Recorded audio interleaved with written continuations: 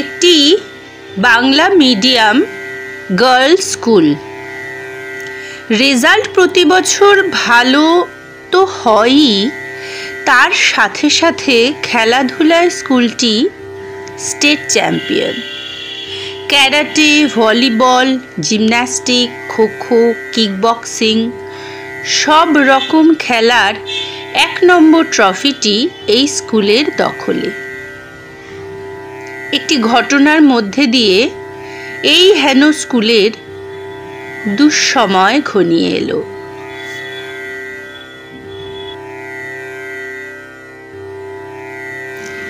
Hello viewers and listeners, welcome to my channel UB Story and Poetry and welcome to my program গল্প দিদার আসর। আজকে আপনারা শুনছেন ওয়াশরুমে কে। বেশিরভাগ জিনিসের ক্ষেত্রেই যেমন ভালো মন্দ মিলায় সকলই, ঠিক তেমনি এই হেন ভালো স্কুলে একটি খুব দুষ্টু প্রকৃতির ছাত্রী ছিল। লেখাপড়া, ব্যবহার, স্বভাব চরিত্র সব দিক থেকেই সে স্কুলে রাখার সম্পূর্ণ অযোগ্য। ঘষ্টে ঘষ্টে ক্লাস 9 পর্যন্ত পৌঁছিয়ে তার দৌরাত্ম্য এত বেড়ে গেল যে প্রধান শিক্ষিকা তাকে স্কুল থেকে বহিষ্কার করতে বাধ্য হলেন। পরদিন সকালে সে চুপি চুপি স্কুলে এলো। কেউ জানতে পারল না। সে নীরবে সকলের অলক্ষ্যে ছাদে উঠে সেখান থেকে ঝাঁপ মারল নিচে। সঙ্গে সঙ্গে মৃত্যু। রক্ত গঙ্গা বইল শ্বেত পাথরের খোলা বারান্দাটায়। গল্প শুরু হলো এর ঠিক 1 মাস পর থেকে। স্কুলে পরীক্ষা চলছিল। ক্লাস 6-এর একটি বাচ্চা ওয়াশরুম যাবে বলে পরীক্ষার হল থেকে বেরিয়ে গ্রাউন্ড ফ্লোরের বাথরুমে ঢুকলো, কিন্তু সময় বয়ে গেল আর সে ফিরল না। প্রায় পরীক্ষা যখন শেষ তখন স্কুলে চিৎকার চেঁচামেচি শোরগোল শুরু হয়ে গেছে। ওয়াশরুম থেকে মৃত অবস্থায় মেয়েটিকে বার করা হলো। ঘাড় মোটকে খুন করা হয়েছে তাকে।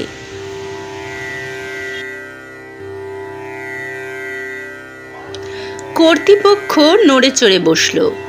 বাথরুমের বাইরে সিসিটিভি ক্যামেরা লাগানো হলো। সব ছাত্রীদের সচেতন করা হলো। 2 মাস কেটে গেল। স্কুল স্বাভাবিক ছন্দে ফিরল আস্তে আস্তে। আবার একদিন দুপুরের ক্লাস চলছে। ক্লাস 8-এর একটি মেয়ে ওয়াশরুম যাবার পারমিশন নিয়ে ওই বাথরুমেই ঢুকল, কিন্তু সেদিন সেও বেরোলো না। ছুটির পর সে বাড়ি ফিরল না দেখে তার বাবা মা এসেছে স্কুলে খোঁজ নিতে। খুঁজতে খুঁজতে অবশেষে দেখা গেল সেই বাথরুমেই ঘাড় মোটকে মৃত অবস্থায় সে পড়ে আছে। ক্যামেরায় দেখা গেল সে ঢুকেছে অথচ বের হয়নি। ভেতর থেকে মেইন দরজা বন্ধ ছিল। পুলিশ এলো, তদন্ত চলল। বাথরুমের বাইরে পুলিশ পাহারা বসানো হলো। মেয়ে পুলিশ সদা সর্বদা জাগ্রত চোখ। আরও 2 মাস পার হয়ে গেল। তদন্ত চলছে, কিন্তু কিছুই বোঝা যাচ্ছে না।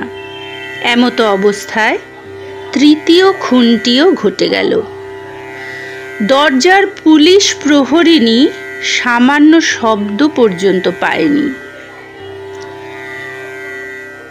খুনের ধরন একই, ঘাড় মোটকে খুন।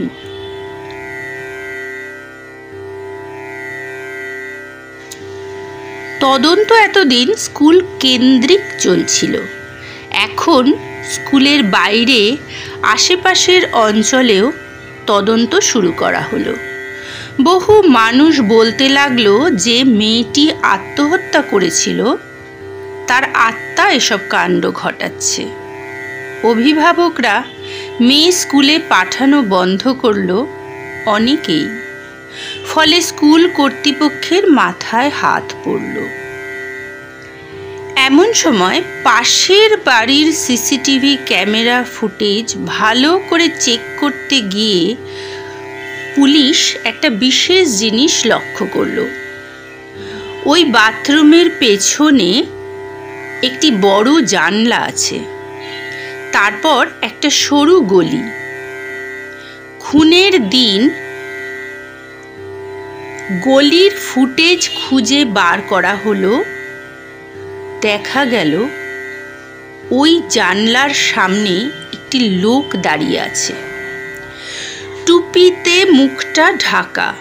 বহুক্ষণ ধরে দাঁড়িয়ে থাকার পর তার অ্যাক্টিভিটি শুরু হলো। সে জানলাটা একটানে খুলে ফেলল। গ্রিলটা যেন আলগা করে বসানো ছিল।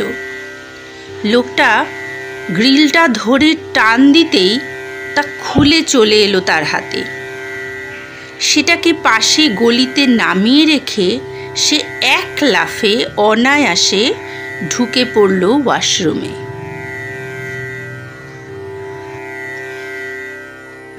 কিছুক্ষণ পর সে ঠিক যেভাবে ঢুকেছিল সেভাবেই আবার বেরিয়ে এলো। গ্রিল বসিয়ে দিল জানলায়, কপাট আটকে দিল, চলে গেল সেখান থেকে। এবং এও দেখা গেল যে সে প্রায়শই ওইভাবে ঠায় দাঁড়িয়ে থাকে জানলার বাইরে। পুলিশ এবং স্কুল কর্তৃপক্ষ একসাথে বেঞ্চ বসালো, আলাপ আলোচনা হলো। পুলিশ অপরাধীকে হাতে নাতে ধরার জন্য জাল বিছাবে ঠিক করলো। যেদিন যে সময় দেখা যাবে যে লোকটা ওত পেতে দাঁড়িয়ে আছে জানলার বাইরে, ঠিক তখন টোপ হিসাবে কোনো ছাত্রীকে পাঠানো হবে ওই ওয়াশরুমে। সে যখন ছাত্রীকে অ্যাটাক করবে, ছাত্রীটি চিৎকার করবে এবং সাথে সাথে পুলিশ ঢুকে গ্রেপ্তার করবে লোকটিকে। ঠিক এই জায়গায় ওয়াশরুমের একটু বর্ণনা দিয়ে রাখা প্রয়োজন। মেইন দরজাটা দিয়ে ঢুকে একটা লম্বা বারান্দা, স্পেস, একদিকে আয়না ও বেসিন বসানো পরপর, আর একদিকে পরপর সব বাথরুমগুলো।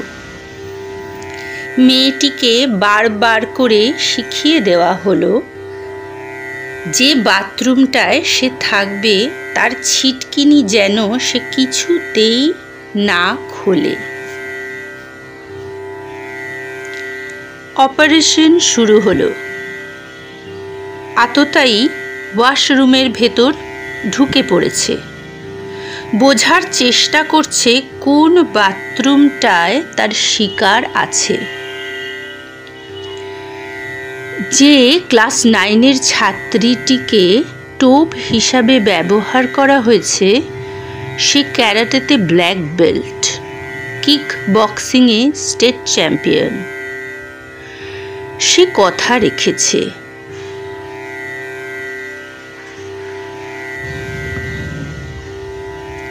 তার বাথরুমের ছিটকানি সে খোলেনি। সে দরজার ওপর চড়ে বসেছে। আততায়ী তখন মেইন দরজার দিকে এগিয়ে সেটা বন্ধ করছে। বাঘের মতো ঝাঁপ দিয়ে নামলো মেয়েটি ঠিক আততায়ীর পেছনে। কালো জামা প্যান্ট, কালো টুপি পরা লোকটি ক্ষিপ্র গতিতে মেয়েটিকে আক্রমণ করতে গেল। তার থেকেও ক্ষিপ্র গতিতে মেয়েটি এক লাথি মারল লোকটার বুকে। লোকটি দরজার ওপর ছিটকে পড়ল। শব্দ শুনে বাইরে থেকে মহিলা পুলিশের দল এক লাথি মেরে দরজা ভেঙে ঢুকে এলো ভেতরে।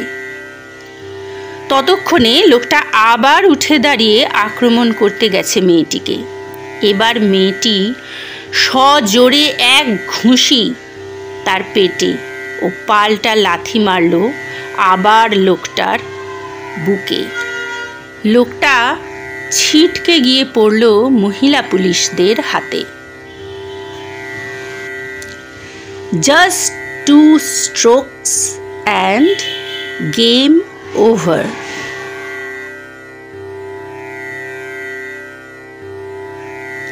যে মেয়েটি আত্মহত্যা করেছিল একদম গল্পের শুরুতে বলা হয়েছিল, আপনাদের মনে আছে?